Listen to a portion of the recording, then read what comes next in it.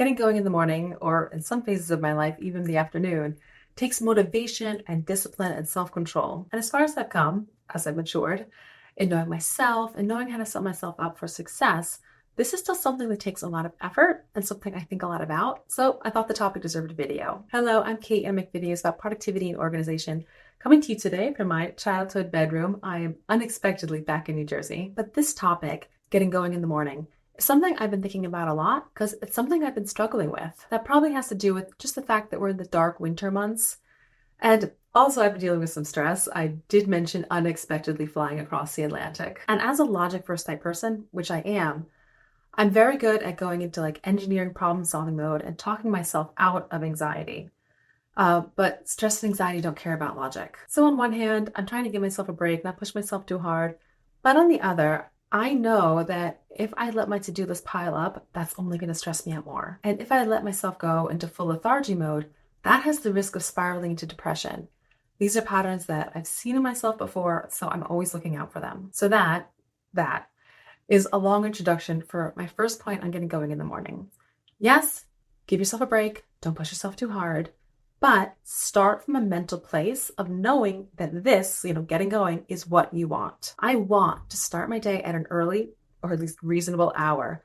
I want to get stuff done, accomplish my goals, and also just get stuff off my plate. I think part of what's kind of taken me down is the weight of a lot of things on my shoulders. And the only way to get that stuff off is to finish them and then, and close those projects. I feel good after a restful day, but I feel amazing after a productive day.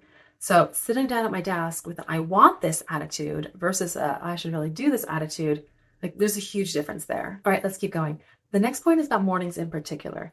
In the morning, you have the whole day ahead of you. It feels like so much time. I have never just stopped my workday in the middle of the afternoon to go like sit on the couch with the cat and watch YouTube. Once I'm working and I'm in it, the temptation to go be lazy instead is almost non-existent.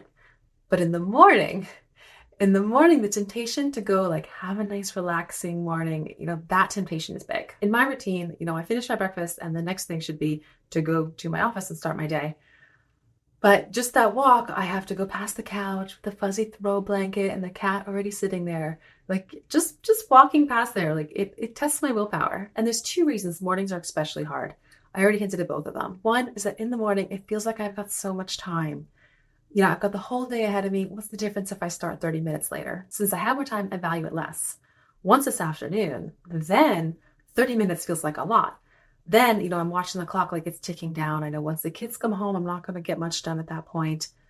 At that point, 30 minutes feels really valuable, much more than it does first thing. And the second reason that mornings in particular are hard is because we're not in it yet. If you're like me, getting started can be kind of hard. But once you're in it, once you're going, you don't even want to stop. So how can we do better? How can we set ourselves up for that great morning where we wake up excited to get to our desks and get going? I've got 5 tips, and the first we already covered. It's self-awareness. Recognizing these feelings we just finished talking about as they happen. Every major improvement to my own productivity has come from a breakthrough in self-awareness. If there's one secret to productivity, it's not exercise or early mornings or any trendy planner. It's just self-awareness. Everything comes from realizing what works for you and realizing what takes you down a dark path and then embracing and avoiding those things respectfully. Okay, so that's all number 1. Tip number 2 is to plan your day. This can be done the night before or as a habit very first thing. There's 2 things that need to happen during this planning. First is you need to know what your day looks like with as much or little flexibility and downtime as works for you. There's nothing wrong with flexibility and downtime. This doesn't need to be an hour-by-hour plan, and it shouldn't be if that's not your jam. But you do have to have a plan for what you want your day to be as a whole. And to know that if you don't get started, you're not going to have that day. This is really motivating for me. I have made my plan and I do not want to throw it out the window. As tempting as it is to go cuddle on the couch with a cat, I can do that in the evening when I've earned it, when it's in the plan. The second key part in planning your day is to have your first task already picked out. Now, I do believe you should front load your day with the important tasks rather than the urgent ones. For one, the urgent stuff always gets done. It finds a way. You don't need to prioritize it and do it first. The important stuff, however, you've got to prioritize it. You've got to do it first or it just won't get done. So ideally, you've got your first task of the day picked out and it's something important to you and something you're kind of excited about. For a more concrete example, let's say my first task of the day is to write a video script like this one. While I'm doing my morning routine, I know it's my first task, it's in my head, and I'm thinking about it. I can't wait to get to my desk and get all those thoughts down. Like all those early morning temptations, like they can't compete. I'm excited to get started. Now, I can't talk about planning without a bit of a plug. What I do professionally is I own the productivity tools company Simply Digital. Our flagship app is the task manager Simply Goals and Tasks. If you find yourself nodding along and vibing with, how I think about things, you might like our app. And we're currently planning the launch of a printable paper planner using all the same principles and more. I've been designing this planner for a full year, blatantly stealing the best aspects of every productivity system I know, which is a lot.